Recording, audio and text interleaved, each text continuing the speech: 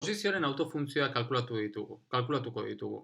Bueno, bete behar dana, posizioaren autofuntzio bat izateko, ondorengo erlazioa izan behar dugu, hauxe dugu x-en eragilea, hau da autofuntzioa, demagun autobalioa dela x0, da balio bat, bider uin funtzioa. Bueno, hemen jarriko diogu autobalioarekin lotutako x-eta, etiketa barkatu, x-azpiza. Hau da, x-en autofuntzioa izateko bete behar duen erlazioa hause dugu. X-en eragilea x bera dugu, orduan daukagun adierazpena hause dugu. Zein izango da uin funtzioa hau erlazio hause betetzen duena, ez?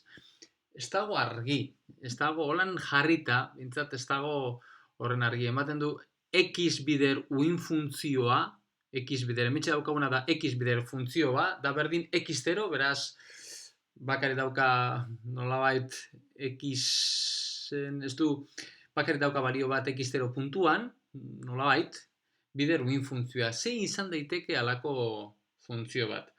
Pentsatzen badugu eman lezake, hemen txaukagun uin funtzioa agian, izan daitekela agian batzuk asmatu duzue, hau bera, izan daitekela Diraken delta, ez? x0 puntuan zentraturiko Diraken delta. Hau da, esate baterako, gu badaukagu alako integral baten barruan, funtzio bat, edozein funtzio bat, bider x, adibidez, bider Diraken delta egiten badugu, diferentzial x, hau da berdin, f funtzio hori, bider x0 Diraken delta, ez?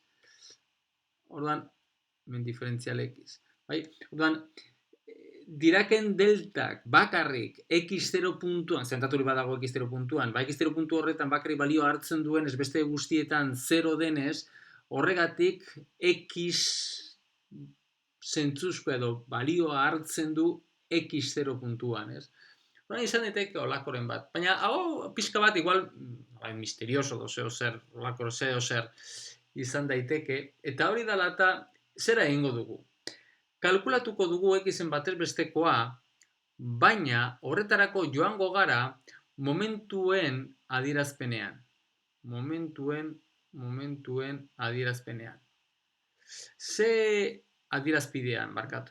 Adierazpidean. Zergatik hori? Bueno, momentuen adierazpidean, horrek esan edu, daukagun uin funtzioa k aldagaian dagoela definituta. Beraz, gure uin funtzioa izango da a, da izatez uin funtzio honen, bilatzen ari garen uin funtzioaren Fourieren transformatua, jarriko diogu etiketa, x0 etiketa, eta honekin batera, x-ekin lotutako eragilea ikusi dugu dala i karekiko derivatu partziala. Hau izan da, hau kontutan izan da, momentuen adierazpidean posizioaren autofuntzioa betetzen duten erlazioa ondorengoa da. X, hause da uin funtzioa k espazioan edo momentuen espazioan, x0 autobalioa, non kasu honetan x hori badakigu dala hause i. Beraz, barkatu hemen txarto jarri dut, aldagaia ez da x, aldagaia momentuen adierazpidean k daukagu, beraz, hau dugu x-en eragila dugu i bider karekiko derivatu partziala. Beraz, geratzen zaigun ekuazioa zera dugu. Haren karekiko derivatua bider i dala berdin x0 bidera. Mentxe hause x0 jartzen dut, hause da bakarrik a horrek duen etiketa, ze karo, a funtzioa hause aldatzen da segun eta zein den autobalioa, ez da? Beraz, hau da ebatzi beharreko integrala, ekuazio diferentziala. Ekuazio diferentziala, lehen ordeneko ekuazio diferentziala, koefiziente konstante duna, beraz, betidanik horretarako erro karakteristikoak aztertu behar ditugu, eta erro karakteristikoak, saiatzen bagara betiko esponentzialak, orduan geratzen zaigun erro karakteristikoa da hause, EIR da berdin x0, hau dela eta orduan, R da berdin x0 zati I edo minus I x0. Ohituta nago eta berriro hementxe jartzen dut, saiatzen ari garen funtzioak ez dira hauek, ez da, aldagaia ez da x, aldagaia k dugu, beraz, olako uin funtzioak saiatzen badugu, olako adierazpena izan da, saiatzen badugu, beraz, ekuazio honetan sartzen badugu, eta karekiko derivatua egiten badugu, ekuazio karakteristikoa, berredura bete behar duen ekuazio karakteristikoa lortzen dugu, eta R-ek duen balioa izan behar du, minus I x0.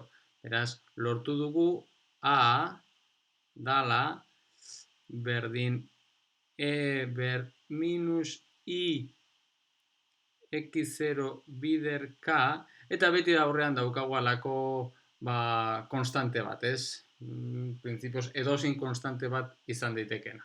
Vale? Alako normalizazio konstante izan dezakeguna. Oso ondo, beraz, badakigu zein den, era horretan lortutako, x-en autofuntzioak, baina momentuen espazioan. Ointxe, eramango dugu hau, momentuen espaziotik x-en espaziora. Eta horretarako egin behar duguna da, honen Fourieren transformatua. Hau da, kalkulatzeko zein den x espazioan daukagun autofuntzioak, x-en autofuntzioak, x-en aldagaian egin behar duguna da, bat zati erro bipi, lortutako a x0 karen funtzioan daukagun hori, eber i k x diferentzialka. Hori da egin behar duguna. Bueno, hementxe bakarik egingo duguna izango da, ordezkatuko dugu, lortutako uin funtzioa, k espazioan daukagun uin funtzioa, eta hoxe dugu b konstante bat, eber i k x minus x0 diferentzial k. Eta hause zeren berdina da. Egiten badugu b izatea, printzipioz edozein konstante bat izan daitekena, egiten badugu b izatea bat zati erro bipi, agertzen zaigu bat zati bipi bider esponentzial honen integrala, eta hori zeren berdina da. Hori da, ikusi duzuela, ez da? Hori da, Diraken delta, x minus x0an zentratuta. Beraz, lortu dugu, bestera batean, ez horren intuitio, asko zere sistematikoki, lortu dugu, zeintzuk diren, x-en autofuntzioak eta horretarako, sola egungarria izan da, kasu honetan, momentuen adierazpidean egitea kalkulua, bestela nahiko abstraktuak geratzen zitzaigun x espazioan, x eragileen autofuntzioen ekuazioa bera, ez?